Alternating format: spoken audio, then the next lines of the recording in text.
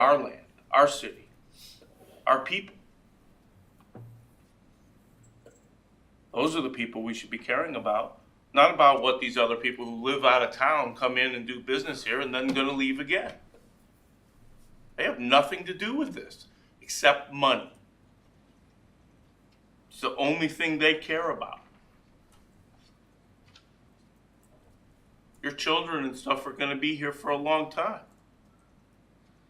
My children have grown, they've moved on. We need to make sure we leave it a better place for the next generation.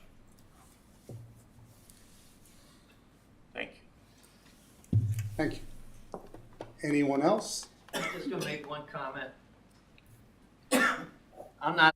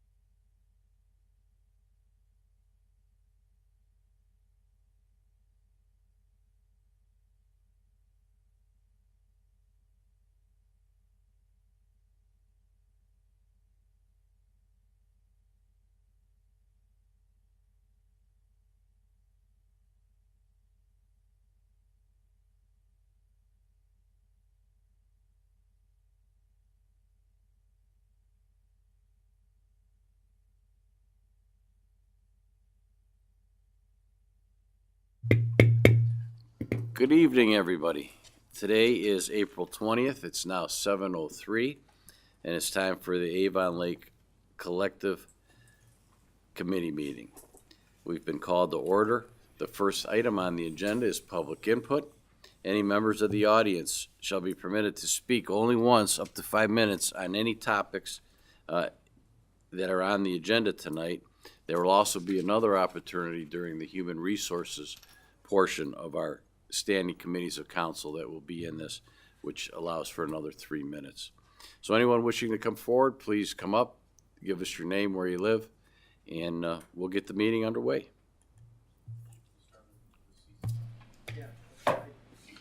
Oh, anything? I can talk about anything.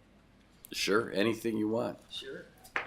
You could read the Declaration of Independence if you Well, want. I could.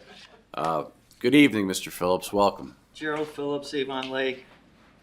I'm gonna go over a couple items in section 1218, which deals with the development of land within the city of Avon Lake.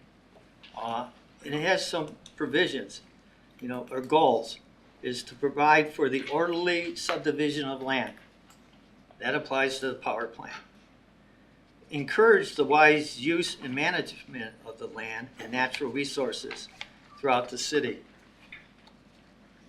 I believe all these apply to the power plant. D says, ensure that adequate public infrastructure, facilities, and services are available concurrent with the development. That clearly is applicable.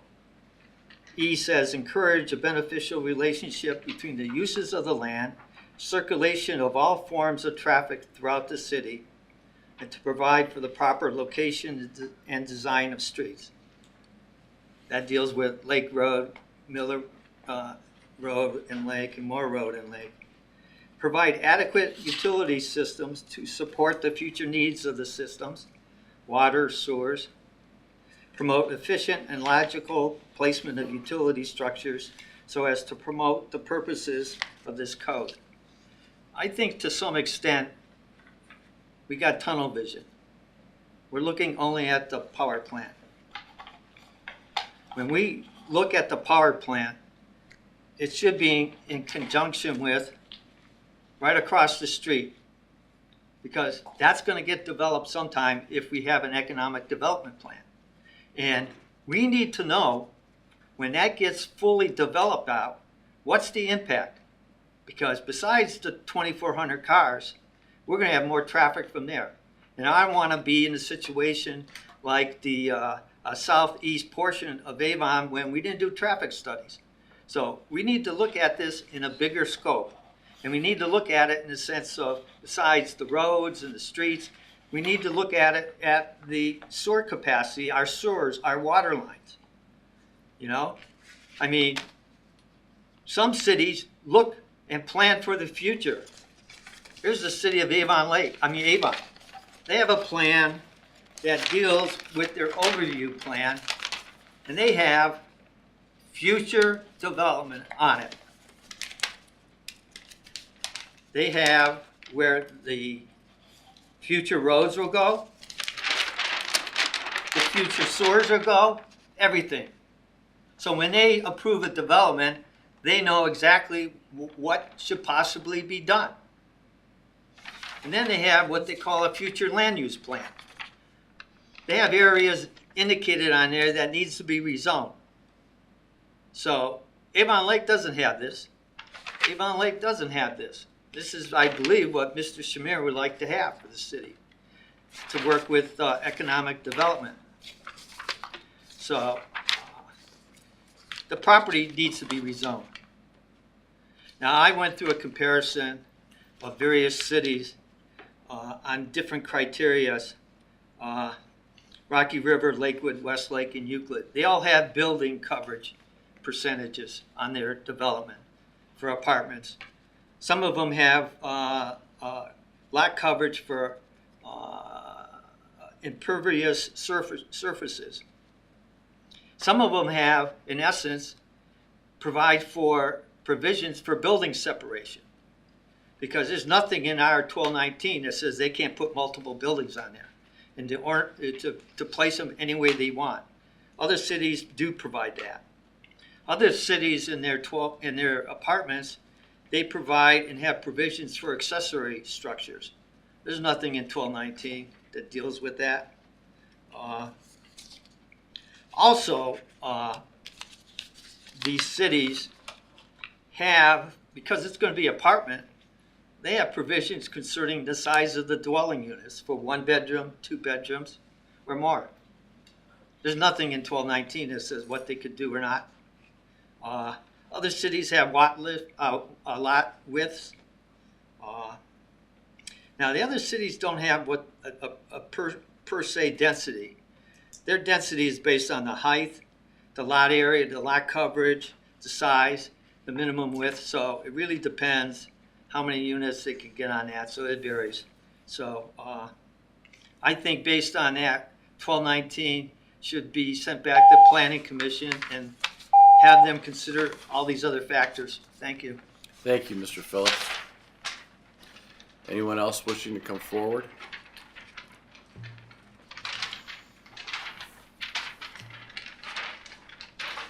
Good evening, Mr. Zimmerman. Good evening, Mr. Smith.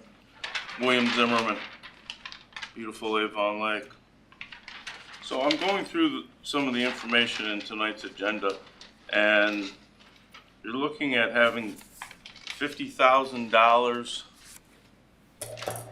be, I guess it's awarded from ODNR to build a gazebo. Am I correct on that? Am I reading that properly? Mrs. Fenderbosh? Thank you. I'm sponsoring that legislation. Okay. So it's for the existing Veterans Memorial Park gazebo. Okay. And it was a very long timeline for when it needed to finish. And so it needed to be completed by this June of 2026, which obviously it has.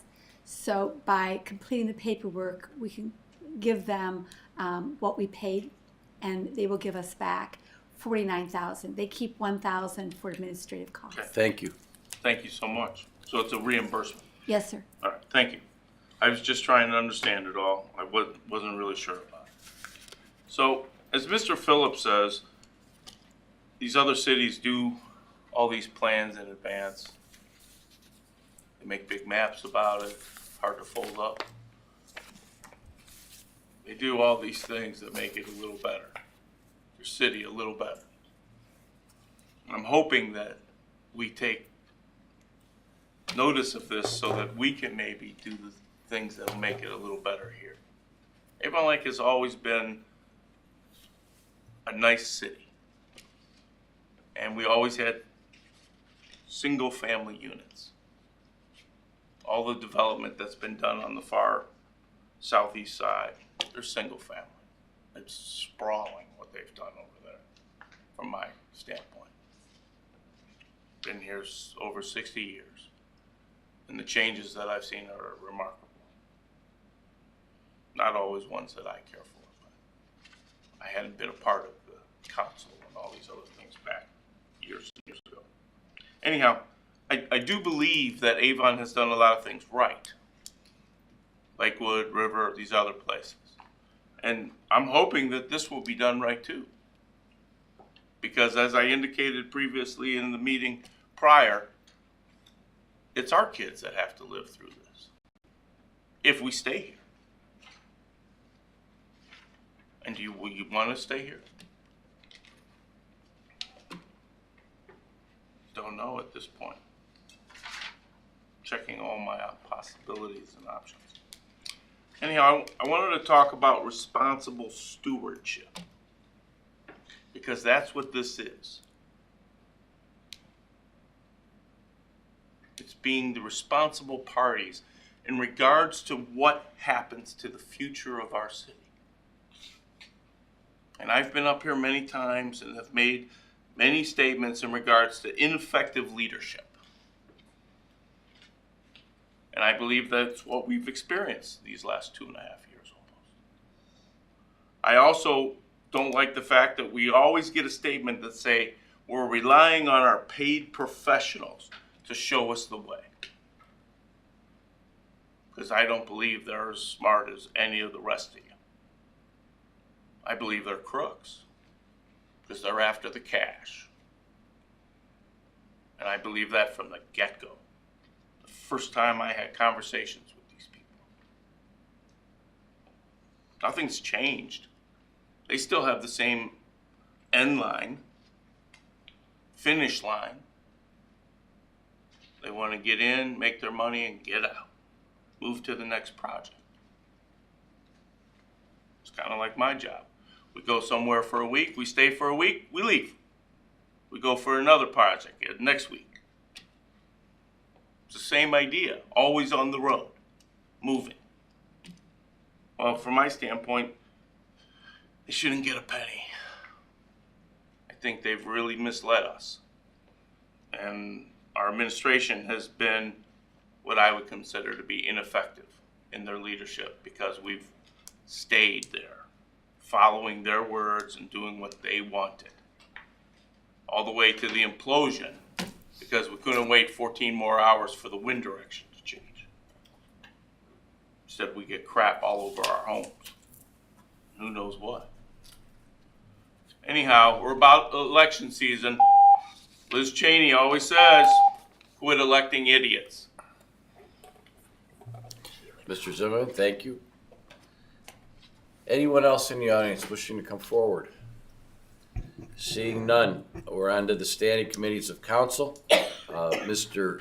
Reynolds, your Human Resources Committee meeting. Take over. Thank you. Thank you, Mr. Council President. The Human Resources Committee meeting is called to order. It is 7:15. This is the quorum committee. We have myself, Mr. Koss, and Mr. Smith, so we do have a quorum. The first order of business is the approval of minutes. The minutes from March 2nd were previously distributed. Are there any corrections or comments on the minutes? No? None, Mr. Chair. There being no corrections to the minutes are approved as prepared and published. The first item on our agenda is a report from the Human Resources Director, Mrs. Kernia. Thank you. Good evening. Good evening. We'll start with, at the top of the report, our staffing updates. We are moving forward with the city engineer candidates who are being interviewed. We started off this process with 5 selected and qualified candidates. 2 removed their own candidacy for their own reasons. 3 were interviewed in the first round interviews by Mayor Spetzel, Robin Rowe, and John Liskovic. And 2 are now moving forward this week for second round interviews. So we're looking forward to hearing more good things from those 2 candidates. Meanwhile, we're also checking their references and asking for documentation such as their diplomas and certifications. So look forward to more good news after this week. Meanwhile, we are also continuing interviews for the Public Works labor position that's open.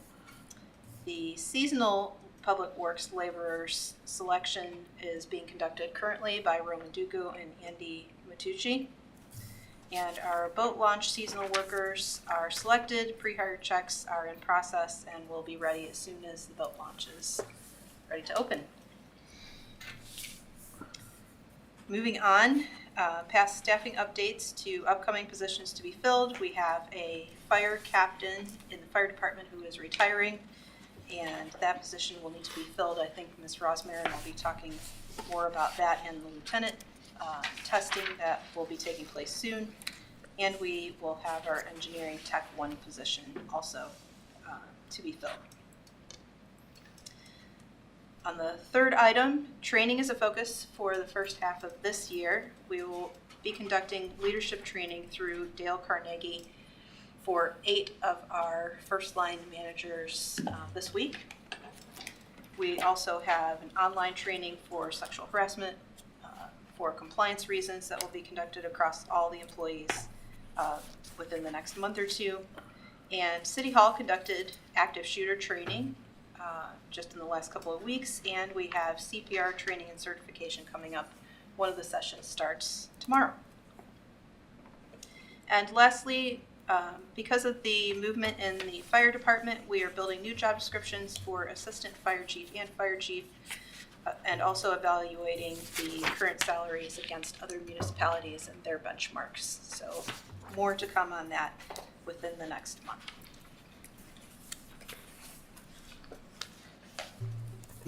Thank you. Thank you. I have a question for you. Of the two candidates for the engineering position, were they brought in by recruiters, or did you find them a different way? One saw our ad on our avonlake.org website, and the other saw our ad on LinkedIn. Cool, so neither one. Neither from the were brought recruiter? in by third parties, unfortunately. All right. Any other questions? Mrs. Fenderbosch? Thank you very much, Chairman. I just have a couple questions. The first one will be back to the city engineer. Is there a timetable of when the administration would like to have that filled? Because this is April, and if you're going to have interviews this week, you've narrowed it from the universe down to 2. What is the plan? Would you like to take that one? When we would like to have it filled was yesterday, but that didn't happen. It's going to depend on the process. I can't remember each individual, but they have indicated to us how much time they would need post-offer to leave their current job, so it just depends. And again, we'll be continuing to move. We're doing 2 things at once here right now. It's really hard to say. Okay, because I remember finances, we were looking at by July. About a half a year. Yeah. Okay. We could be within that for sure. And I have Depends. 2 other questions, Chairman, if I could.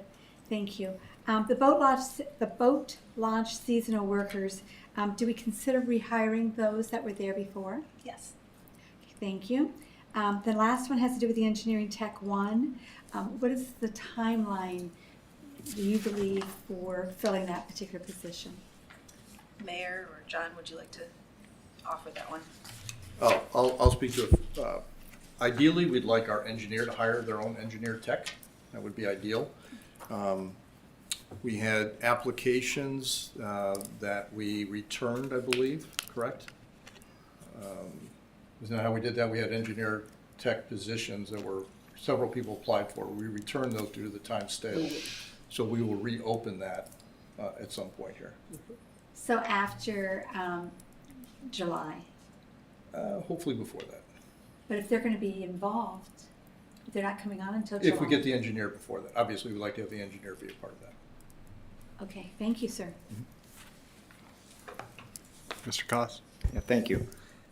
With regards to the job descriptions for the assistant fire chief and the fire chief positions, I would encourage you and the administration to move as quickly as you can on those and getting those in front of the committee and council for passage as soon as we can. I think that that's one of the top dominoes on this thing that we can't really, well, we can't hire the new chief until we have that done, and that's created issues at the department as far as people moving up and down and some of the duties and all of that. So I would just encourage you to move with all haste with that, get it before us. And Mr. Chairman, I would also encourage that as soon as the committee gets a chance to look at that, I would support suspension and passage on first reading when that opportunity arrives.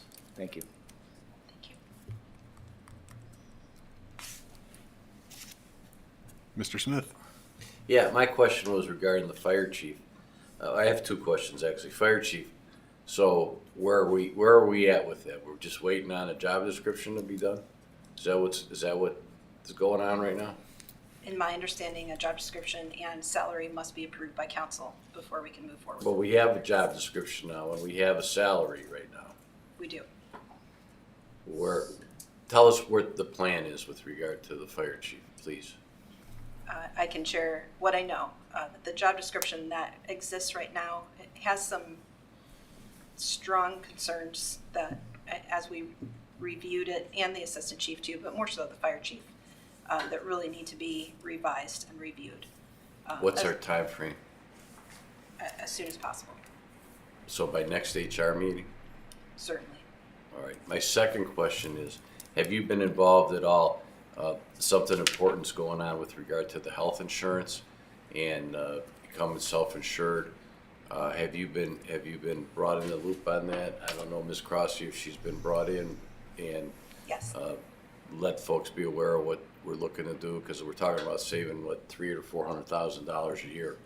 So I think that's important that keeps moving along as well. Are you involved in it? Yes, we have another meeting this week with another brokerage / consortium to explore their options. All right, thank you. That's all the questions I have. Any other questions, comments from the committee or council? Okay, seeing none, the next item on the agenda is the Civil Service Commission. Thank you, Chair. I put together a report based on the last Civil Service Commission meeting, just to update council with the latest developments that are going on with the commission. So as HR Kerner stated, Fire Captain Steve Marty is retiring in August, and the commission has put together an announcement and has distributed to the 3 lieutenants that are eligible for the position. We're waiting to hear back from them. The written test, which is part 1 of the 2-part assessment, is scheduled for June 16th. And then those that pass that round will move on to the assessment center, which we have a date uncertain yet, and we're waiting to find out which vendor would handle the assessment, but we anticipate it would be the end of July. Once that position opens up through the retirement, it's a domino effect. So a lieutenant will become a captain, and then that creates a vacancy in the fire lieutenant position. There are 20 eligible candidates, firefighter paramedics, and again, there's a test on the 16th, and the assessment center would be end of July. Just to mention about the fire chief, that is also a civil service position, so a test process would be necessary. Likewise, if there is any changes to the job description, the commission just needs to review that and move it forward to HR. So the next commission meeting is May 7th. So if there is a change in the job description, it would be helpful if that is ready for that, the commission at that time. Then stepping down to firefighter paramedic, we have 1 individual, there's an offer been extended, and they're waiting to finalize with that. In the police department, there is an existing police lieutenant eligibility list. So when Lieutenant Fran Tibbet retires, the next individual on that list would be promoted, and therefore that would create the police sergeant vacancy. And a test also has been announced and submitted to 14 eligible candidates. That test will occur June 25th, and then the assessment part, the second part of the test is the assessment center. That would happen in early August. The other items in police, we're looking to create a new list. So a job posted will go out for the exam, which will be June 20th. And then Public Works Department, there's a laborer list that we're looking to create as well, and that will be June 20th. That's all I have. Thank you. Are there any questions or comments from the committee members? Any questions or comments from council members? Mrs. Goodwin? Thank you. On the police officer entry level, if there was not anyone like hired from that list, would there be like an opportunity for it to be a lateral, or is it just like filling to make sure we have enough, or like what does that look like? There is a lateral entry list. So there is a certified, an eligibility list currently in effect. This would be just a new test to get those entry-level candidates to be considered for a position.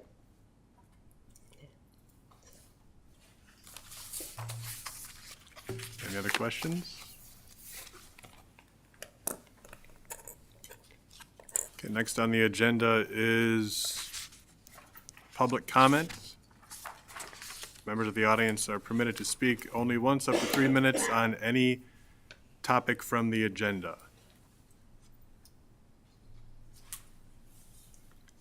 Seeing none, moving on. I move to adjourn this meeting. Second. All in favor? Aye. The time is now 7:29 and the meeting is adjourned.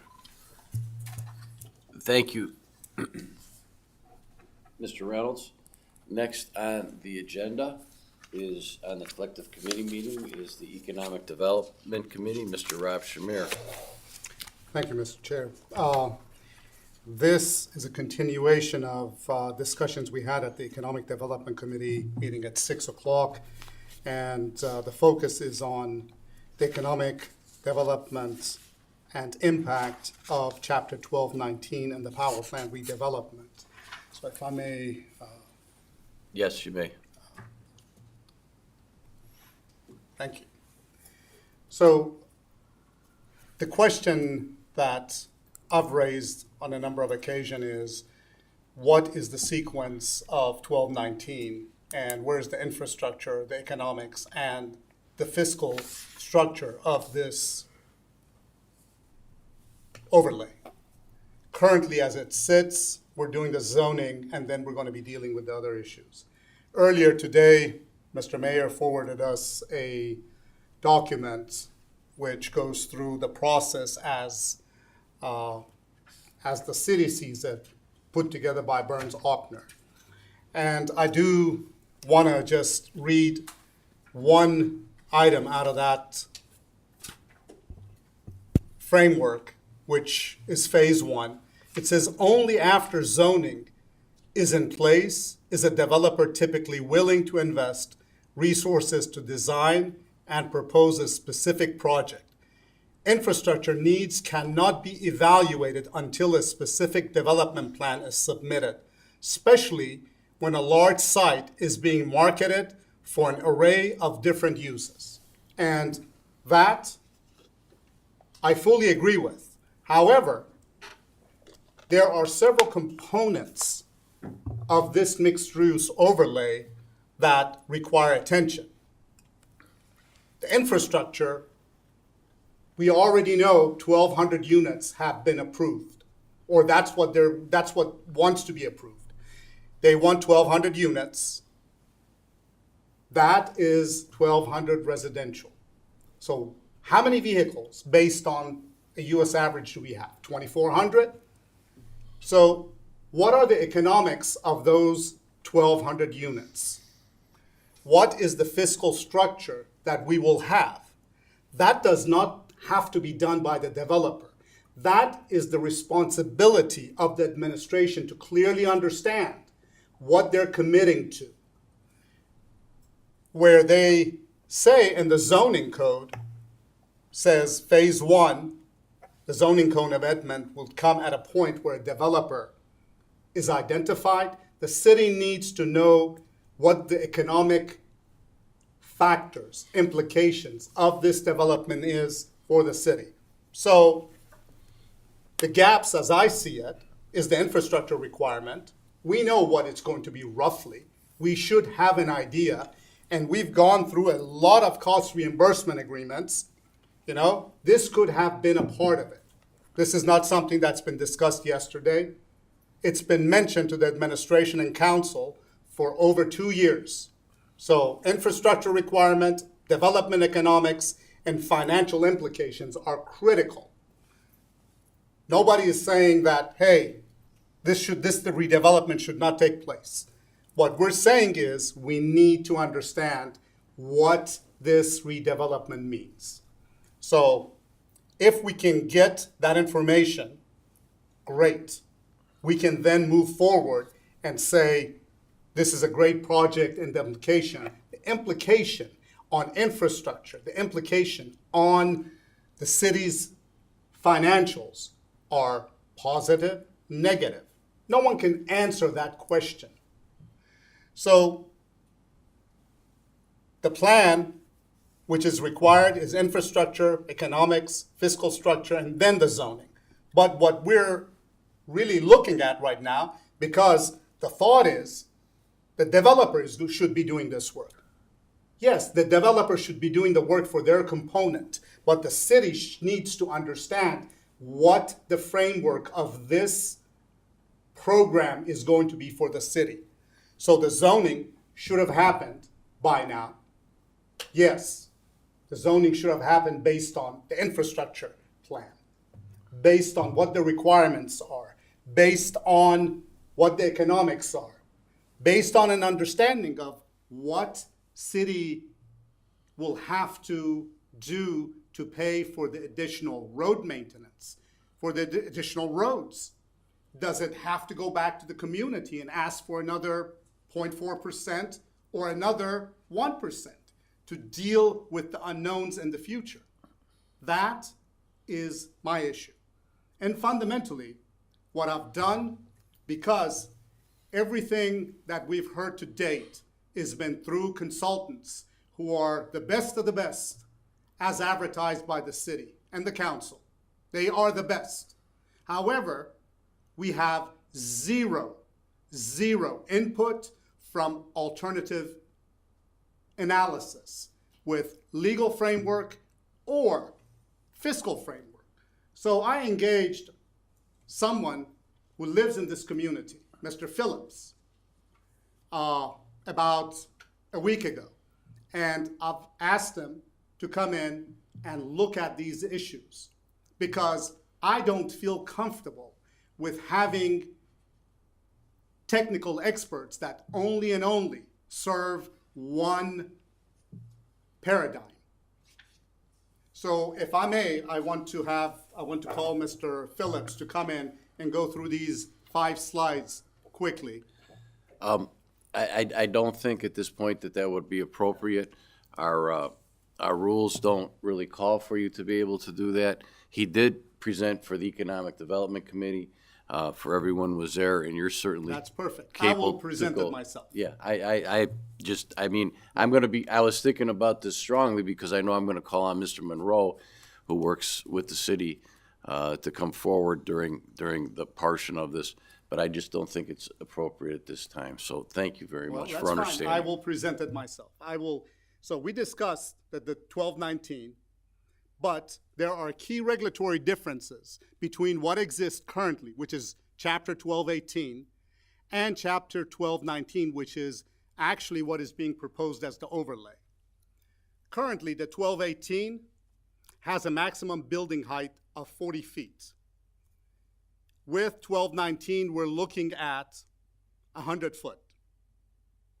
We're also looking at a density of 60 units versus 18 units. That's a 3.3 times increase. Then the lot coverage limitation with 1218 is 50% maximum. And this is something that I want to elaborate further. On 1218, whoever that wants to develop that asset has to give back 50% to green space. They can only and only develop 50% maximum. Under 1219, the city of Avon Lake, through a TIF, purchases what? The green space, the other 50%. I'm sorry to interrupt you, but I would just ask Stephanie to try and put these on the TV so folks can see what you're talking about at home. Thank you. So the 1219, as far as lot coverage goes, there is no limitation. So we, as the city, are subsidizing the developer because we're picking up the green space, the 50%, which would have been under 1218, something else. And now, under 1219, they will be able to build 100%. Fundamentally, we need to look at that. But if I want to look at the economics of this thing, under 1219, we get a higher total value, whether it's sold or rented. We have premium views as the floors go higher. the cost of those units become more. And then lot utilization, as we mentioned, is maximized. Now, the revenue constraint for 1218 is fewer units, lower building heights, and an efficiency of coverage cap.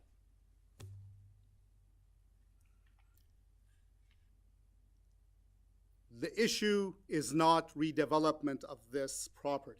The issue is understanding what the cost is to the city.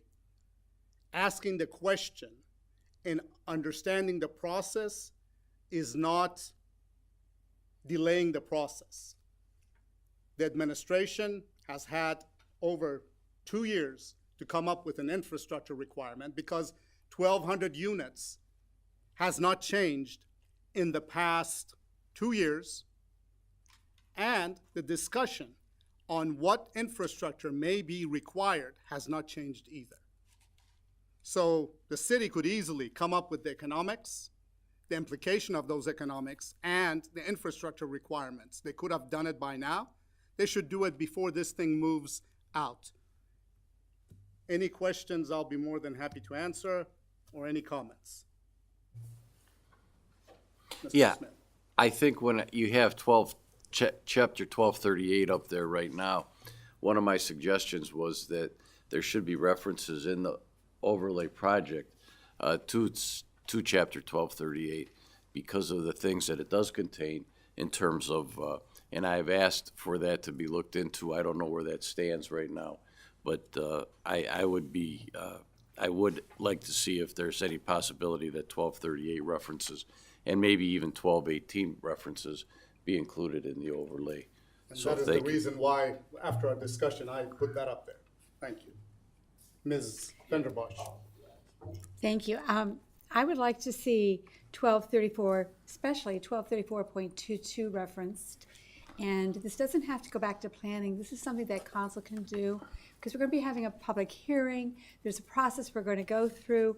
But the reason I would like to have 1234.22 referenced either in probably in the overlay would probably be the place to do it, is because it refers to the traffic impact analysis. And in the paperwork that we have been given by Burns and Ochner, I'm going to read from it. The first phase, it says zoning code amendment to create zoning district, which we're changing it from industrial over to B3. The next one, development plan review by city staff and planning commission. The next one, city council review of the development plan. And in there it states, developer obligation, absent agreement to the contrary. Oh, hang on a second, I read the wrong one. Here it is. A city council review public hearing. It says, reviews development plan, including infrastructure analysis, receives public comment, may impose conditions, including specific infrastructure requirements the developer must satisfy. And then it says the developer's obligation is, absent an agreement to the contrary, the developer is responsible for 100% of all required infrastructure improvements necessitated by the development, both on-site and, I think this is the most important part, off-site, as a condition of development approval. So, I mean, we have a process that states that right there in the process. But I think that this needs to, I think the overlay needs to have some changes made to it. And I don't know if this is the time or later, Chairman, but we all received a copy of what the law director thought should have some changes. And there's a couple points I have my own opinion on. Is this the time to state it or later? I don't think this is the Okay. proper time to do that. I think we have the public hearing coming up, And that would be the time? and I think that Okay. that would potentially be the best time Okay, thank you, to sir. suggest changes. Okay. Thank you. Yes, Mr. Cos. Yeah, thank you, Mr. President. Like some of my colleagues are saying, I too don't have an issue if we, in the overlay in 1219, if we referenced the other code sections that deal with some of these issues.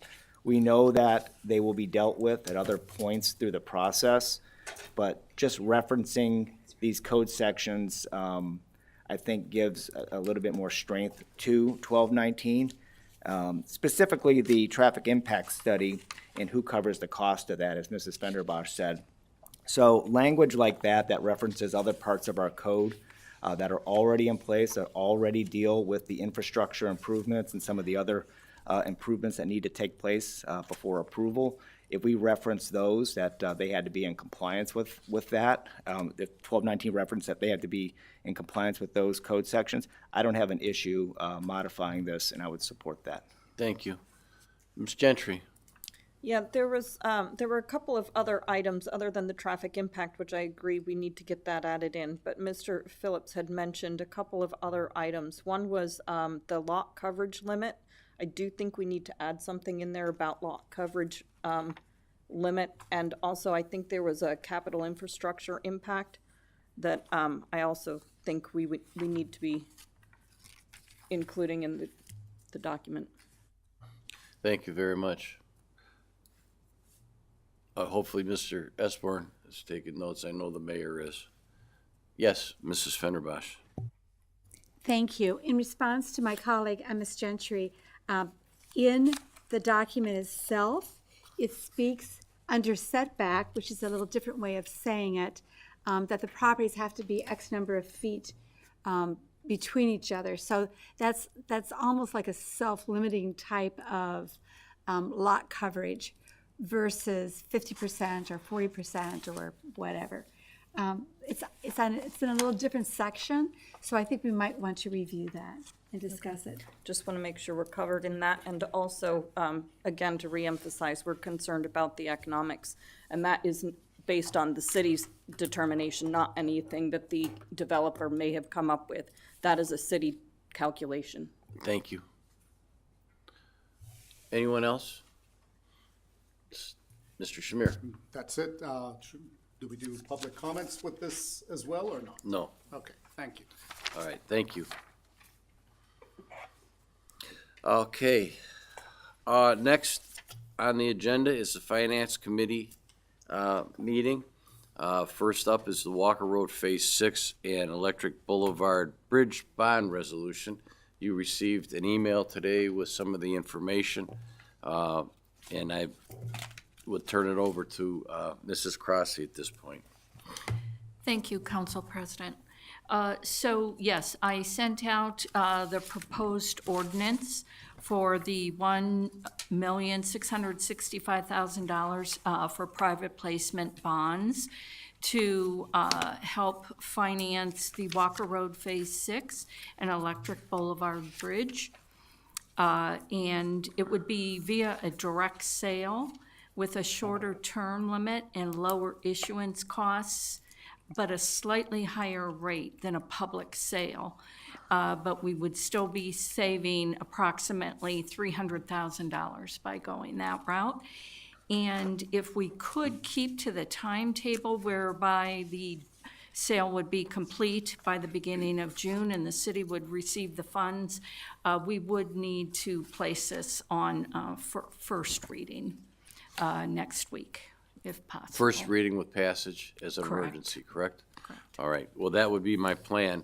Does anybody have any comments on this, or any comments, I guess?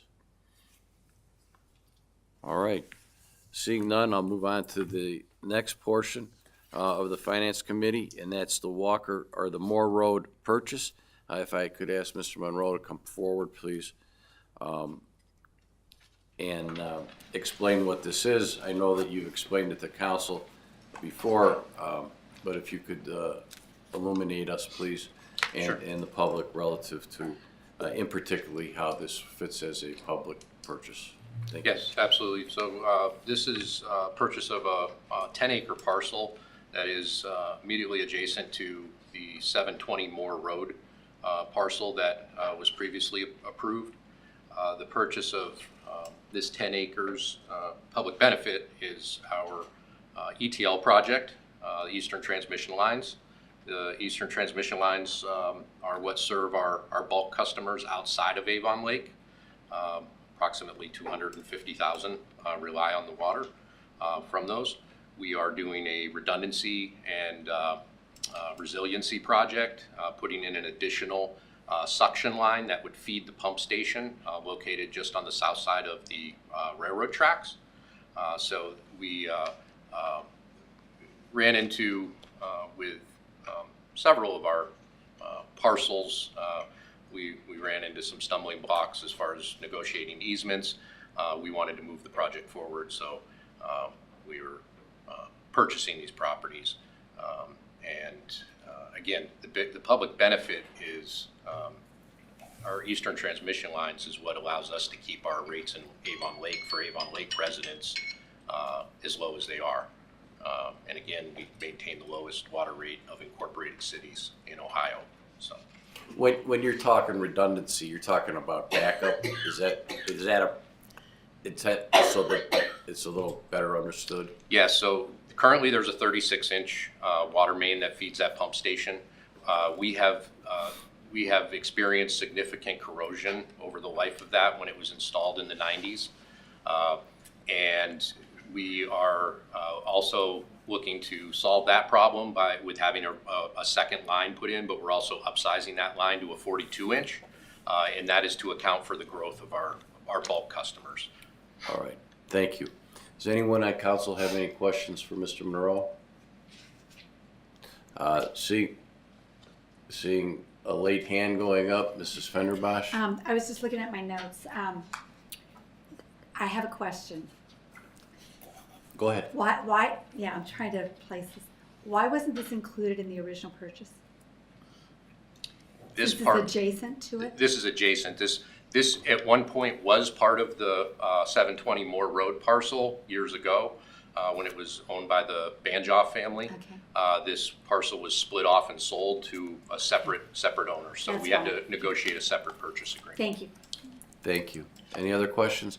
And we're planning on passing this at the next reading, on its second reading, and pass it for passage, suspension of the rules, and as emergency, correct? Yes. Get those backups in those projects going forward. Okay.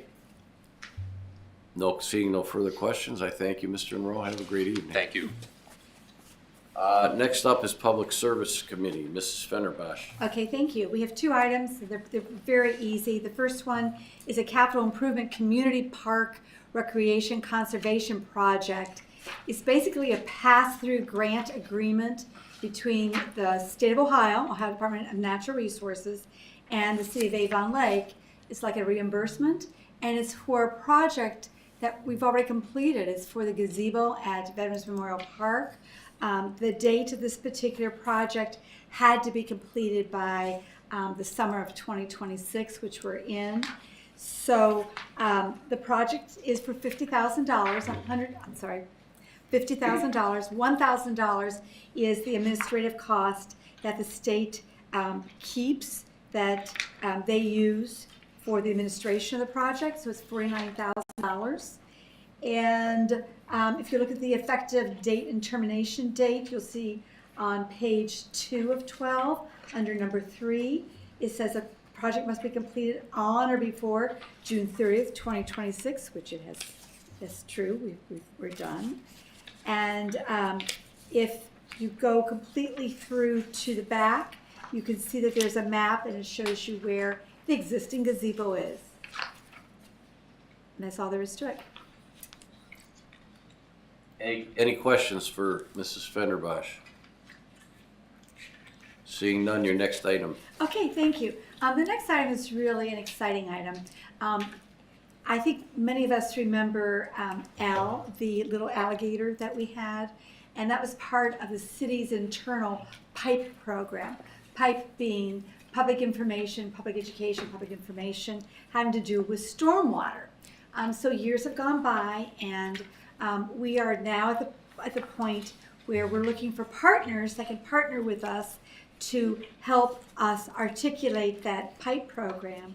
And Mr. Liskovic has gone out to one of the leading agencies in Ohio, the Cuyahoga Soil and Water Conservation District, and has worked with legal to put together a memorandum of understanding that we will work with them on public education and outreach and public participation. And council, if you look at the bottom, underneath public education, there's 7 different items that we would agree to perform over the next 5 years. And if you go on over to the next page, maybe 2 pages later, it says city's responsibility. It talks about that there will be an annual appropriation of $6,600 to Cuyahoga Soil and Water District, and that this is for the implementation of the city's annual pipe program. This is one of the requirements that we have with the state of Ohio to complete in order to have our licensure here. This agreement is through December 31st of 2030. It's a 5-year agreement. We can close it out at any time, or they can close it out, or we can agree to extend it if it works out. Then the very last page is a very colorful page that you have, and it puts in color exactly what they're going to be performing with us. The minimum standards that's set by the state of Ohio. One of them is to reach 50% of the population with a targeted message. It talks about the intent of the permit. It talks about the community priorities. And I would like to call on, if I could, Chairman, President of Council, I'd like to call on John Liskovic to speak a little bit more about this, because this is really a wonderful enrichment that we're going to do in our stormwater education. Mr. Liskovic. Thank you. So I guess to add to that, prior to working with City of Avon Lake, I've had the opportunity to work with Cuyahoga County Soils and Water Conservation District. They do a phenomenal job of reaching out and connecting with the public and educating with that understanding that it is a requirement for every community that's in the state of Ohio to satisfy these 2 components. Looked at it as a value add to the community, from their capacity to create social media posts, connecting with community members on all the various different topics. It's just a great resource that we would be hard pressed to find time and bandwidth to duplicate. So I started this conversation with them end of last year, working through the process of what it would like for them to provide support across county lines to us. And they worked through it. Their board approved it. So here we're sitting tonight looking for our council to move forward with it also. Thank you, Mr. Liskovic.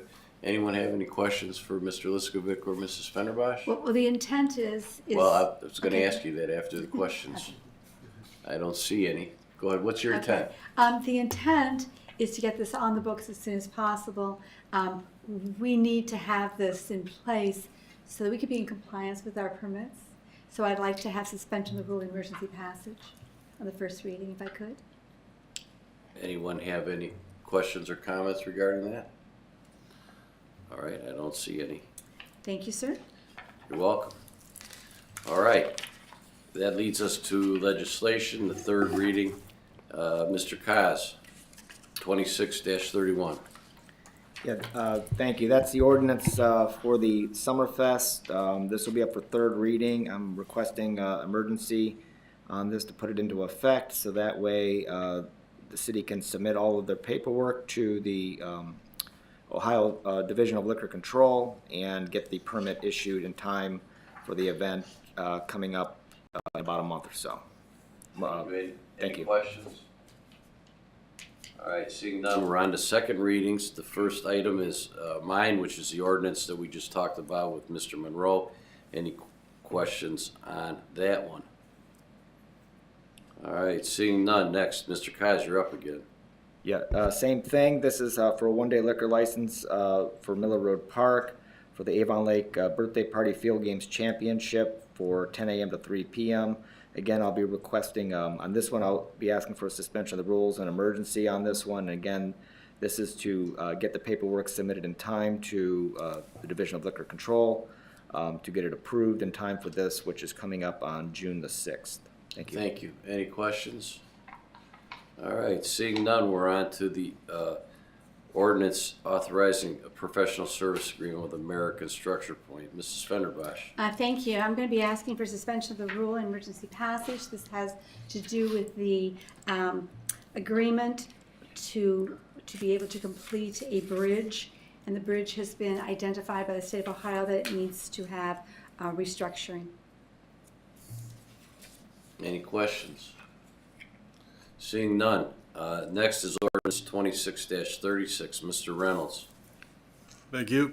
26-36 is the lakefront mixed-use overlay, which we have been discussing.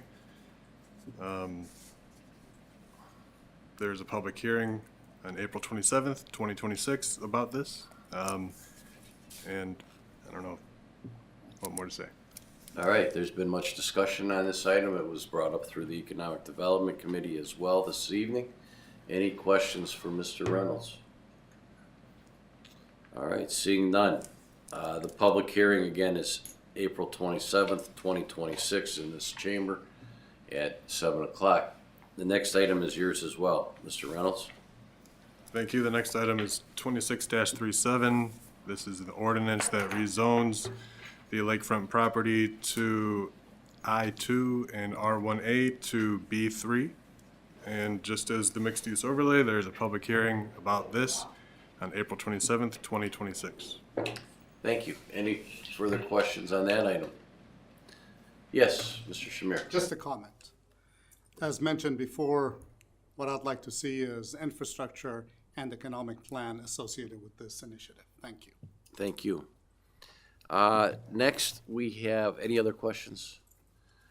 Next, we have on the agenda the first readings. The first readings that I see coming forward are the Walker Road Phase 6 and Electric Boulevard Bridge Bond Resolution, which we discussed in the Finance Commission portion of the committee meeting, and it will be done as a suspension of the rule and as an emergency for get the bonds in place. And the other first reading that I have noted is for the Cuyahoga Soil and Water Conservation District Memorandum of Understanding, which is a suspension of the rule and emergency as well. I think that's it. Is there one other one that I'm missing? New first reading? Yeah. Sir, there's another one, but it's not emergency passage. That would be the Veterans Park Gazebo Grant Agreement. Oh, okay. Thank you. You're welcome. The Veterans Park Gazebo Grant Agreement. Any questions or comments on those? All right, are there any miscellaneous business and or announcements? Yes, Mrs. Fenderbush. I just want to thank everybody for supporting the Harlem Wizards this past week. It was very successful, and I'm sure that Mr. Remy's going to come forward and let us know what the net results are for all the schools. Very, very highly participated in by everybody up here. I want to thank my colleagues for assisting with the console vendor table. I think the next thing is that if the community could go. Before you go on to that, I did go to the Harlem Wizards, and I don't know that my eardrums will ever recover. So, thank you. Yes. It was loud. It was loud. And then the second one, if everybody could go to the website for the 250 Jubilee. There's so many programs you can participate in, and I won't go through those now, but you'll be hearing from, I think, all of us up here over the next several months and weeks of upcoming wonderful programs. The very next ones are going to be in May, so tune in. Thank you. Thank you. Ms. Gentry. I just wanted to congratulate the Avon Lake Drama Club for their amazing performance of Jesus Christ Superstar. That was fantastic. I went on Friday, and it was great. Yes, I've heard nothing but great reviews, and I wish I had gone, so thank you for that. Anything else? All right, next, Mr. Kaz. Thank you. I move that in compliance with Ohio Revised Code 121.22G2, council will adjourn to executive session to consider the purchase of property for public purposes. Thank you. If you'd call the roll, please. Mrs. Fenderbosh? Yes. Ms. Gentry? Yes. Mrs. Goodwin? Yes. Mr. Koss, Yes. Mr. Reynolds? Yes. Mr. Shamir? Yes. Mr. Smith? Yes. Thank you. Council will adjourn to executive session. We will return. I'm not anticipating any action to be taken. Thank you.